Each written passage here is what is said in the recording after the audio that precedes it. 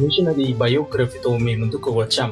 బైబిల్లో సామెతలు 16వ అధ్యాయము 3వ వచనము, నీ పన్నుల భారము యెహోవా మీద నుంచుము, అప్పుడు నీ ఉద్దేశ్యములు సఫలమగును.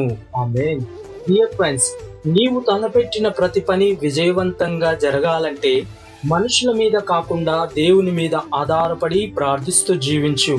అచ్చం ఇలాగే ఒక వ్యక్తి ఏ పని చేసినా తన సొంత శక్తి మీద ఆధారపడకుండా దేవుని యందు భారము మోపి ఎన్నోసార్లు ప్రయోగాలు చేశాడు. చివరికి ఈ రోజు మన ప్రతి ఇంట్లో టెలివిజన్ చూస్తున్నామంటే దాని మూలకర్త ఇతనే. టెలివిజన్ కనిపెట్టింది ఇతనే.